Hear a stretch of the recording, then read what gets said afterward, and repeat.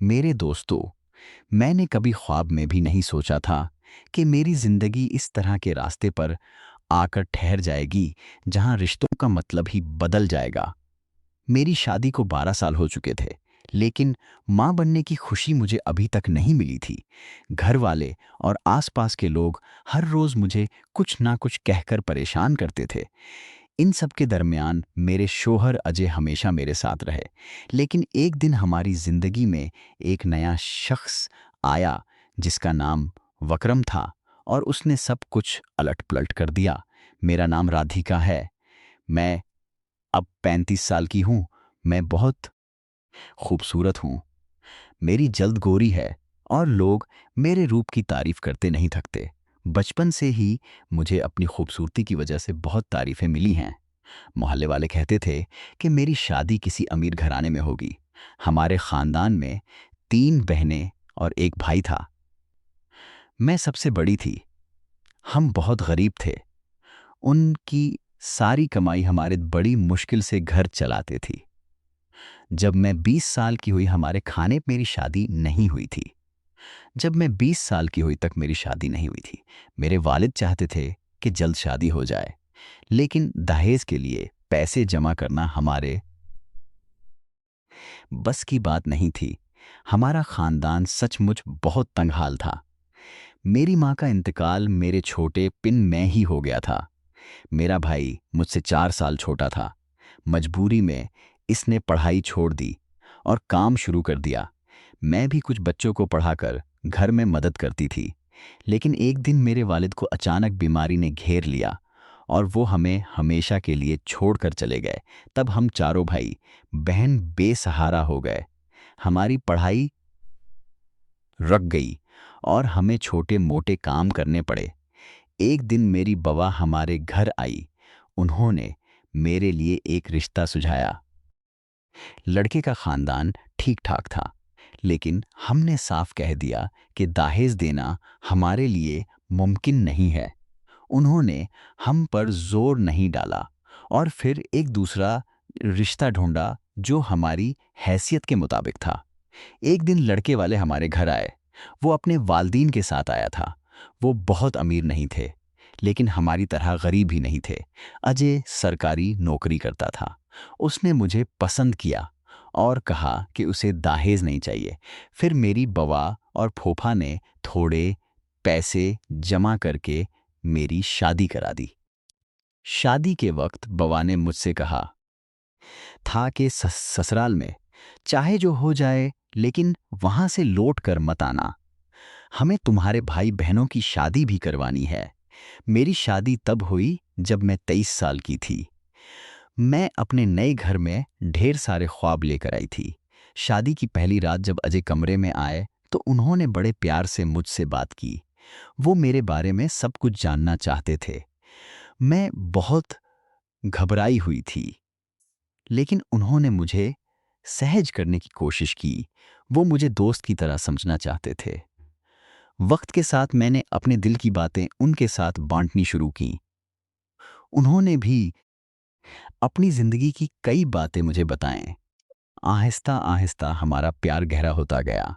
मुझे बहुत खुशी थी कि मुझे ऐसा शौहर मिला।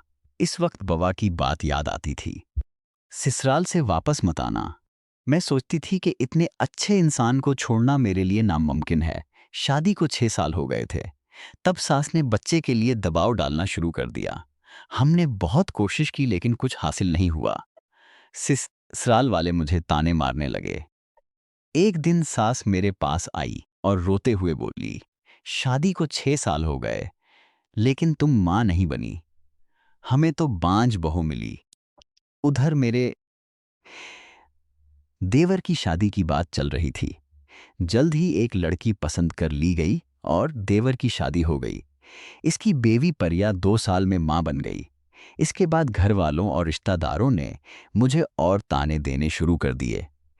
मेरी गोद खाली होने की वजह से सब मुझे हकारत की नज़र से देखते थे। जब मेरा बच्चा नहीं हुआ, तो घर में या पड़ोस में कोई नहीं चाहता था कि मैं शादी के कामों में हिस्सा लूं। मोहल्ले में कोई अच्छा मौका होता तो मुझे बुलाया नहीं जाता। लोग कहते ये तो बांझ है। मुझे लगता था कि मेरी कोई कीमत ही नहीं रह गई। देवरानी के बच्चे होने के बाद वो अपने बच्चों को मुझसे दूर रखती थी। वो मुझसे छोटी थी, लेकिन मौका मिलते ही मुझे चभने वाले अल्फाज कहती थी। ससुराल का माहौल मेरे लिए हर रोज मुश्किल होता जा रहा था। देखते देखते देवरानी के 2 बच्चे हो गए, फिर भी उसका रवैया मेरे साथ जरा भी नरम नहीं पड़ा। एक दिन मैं तानों से परेशान होकर रो रही थी। सास गुस्से में बोली, शादी को 12 साल हो गए, अब हम अजय के लिए दूसरी लड़की देख रहे हैं। जल्द ही उसकी शादी कर देंगे और इस बांझ को निकाल देंगे। उन्होंने नहा नाम की लड़की से अजय की शादी तय कर दी। तब मुझे बवा की बात फिर याद आई। ससुराल से वापस मत आना। बवा ने मेरे भाई बहनों की शादी करा दी थी। मैं कभी कभी उनसे फोन पर बात करती थी। बवा ने कई बार कहा था कि डॉक्टर को दिखाओ। मैं गई भी, टेस्ट भी हुए, लेकिन अजय ने मुझे रिपोर्ट कभी नहीं दिखाई। मुझे शक होता था कि कमी मुझ में है या उनमें। एक दिन अजय ने अपनी माँ से कहा, माँ, मैं नहा से शादी नहीं करूंगा। मैं राधिका से प्यार करता हूं और उसके साथ रहूंगा। हम ये घर छोड़कर जा रहे हैं। उनके इस फैसले से सब हैरान रह गए। अजय ने मुझसे कहा, मैं तुम्हारे साथ आखिरी सांस तक रहूंगा। अपना सामान बांध लो। हमने सामान समेटा और एक किराए के घर में चले गए। इस घर का मालिक वक्रम था, 50 साल का एक अकेला आदमी। वहां जाने के बाद मैंने देखा कि वो मुझे अजीब निगाहों से देखता था। वो मुझे ऊपर से नीचे तक घूरता रहता था। अजय ने भी वक्रम के रवैये मैं कुछ गलत देखा। शुरू में उसने हमारी मदद की, लेकिन वक्त के साथ मुझे उसकी निगाहें परेशान करने लगें। जब अजय घर पर नहीं होते, वो खिड़की से मुझे ताकने की कोशिश करता। मुझे डर और बेचैनी होने लगी। फिर वक्रम ने अजय से दोस्ती गहरी कर ली। एक दिन उसने अजय से कहा, मैं उस घर में अकेला हूं। मेरी हर महीने आपको किराया नहीं देना पड़ेगा। मैं हर महीने आपको कुछ पैसे दूंगा। बस मेरे लिए खाना बना देना, क्योंकि मुझे खाना बनाना नहीं आता और बाहर का खाना मुझे नुकसान करता है। अजय ने यह बात मान ली, क्योंकि इससे हमें फायदा था। इसके बाद वक्रम दिन में 3 बार खाने के लिए आने लगा। एक रात वो शराब की बोतल लेकर आया और अजय से बोला, आज मस्ती करते हैं। अजय ने मुझे भी बुलाया। मैंने पहले कभी शराब नहीं पी थी, लेकिन दोनों ने जोर दिया। मैंने पी ली और निशे में चोर हो गई। तब वक्रम मेरे करीब आने लगा और मुझे छूने की कोशिश करने लगा। तभी अजय बोले, चलो हम तीनों नाचते हैं। मैंने 12 साल तक सिर्फ दुख देखा था, तो इस पल थोड़ा थोड़ा खुश खुश होना चाहती थी। मैं नाचने लगी। नाचते वक्त वक्रम मुझे छूने लगा। मुझे अजीब लगा, लेकिन अजय कुछ नहीं बोले, बल्कि वो इसे मजा लेते हुए दिख रहे थे। इस पल मुझे लगा कि हमारे रिश्ते का ये नया रूप सबके लिए अनोखा था। वक्रम मुझे अलग निगाहों से देख रहा था और अजय इसे मानते हुए लग रहे थे। एक दिन जब अजय घर पर नहीं थे, वक्रम दोपहर में आया। उसने कहा, भाभी, आप बहुत खूबसूरत हैं। अजय बहुत खुशकिस्मत हैं कि उन्हें आप मिली। ये सुनकर मैं परेशान हो गई। मैंने आहिस्ता से कहा, 12 साल हो गए, लेकिन मेरा कोई बच्चा नहीं हुआ। मेरी बात सुनकर उसने मेरा हाथ पकड़ लिया। मैं डर गई। फिर वो बोला, अगर आप चाहें तो मैं आपकी मदद कर सकता हूं। उसकी बात से मैं सिना रह गई, कुछ बोल नहीं पाई। खाना खाकर वो मुझे अजीब निगाहों से देखता रहा और चला गया। आहिस्ता आहिस्ता वो हमारे खानदान का हिस्सा बन गया। अजय उसे बहुत मानते थे। वो कहते, वक्रम मेरे लिए सच्चा दोस्त है। खानदान से दूर रहकर मैं अकेला था, लेकिन उसने मेरी जिंदगी में रंग भरे। मैं इससे सब कुछ कह सकता हूँ। मैं सोचती थी, क्या अजय इसकी निगाहों को नहीं देखते? फिर उसे रोकते क्यों नहीं? कुछ दिन ऐसे ही बीते। जब अजय नहीं होते, वक्रम आता और बावर्ची खाने में मेरे पास खड़ा हो जाता। कभी मेरी कमर पकड़ता, कभी मुझे करीब खींचता। मैं डरती थी, लेकिन उसे रोक नहीं पाती थी। मैंने कभी अजय को धोखा देना नहीं सोचा था, लेकिन वक्रम की हिम्मत बढ़ती जा रही थी। एक दिन उसने मुझे जोर से गले लगाया और बोला, तुम बहुत प्यारी हो। मैं बेबस महसूस कर रही थी। फिर वो रात आई जो मेरे लिए भूलना मुश्किल है। अजय काम से बाहर गए थे। रात को किसी ने दरवाजा खटखटाया। मैंने खोला तो वक्रम खड़ा था। उसकी आंखों में चमक थी।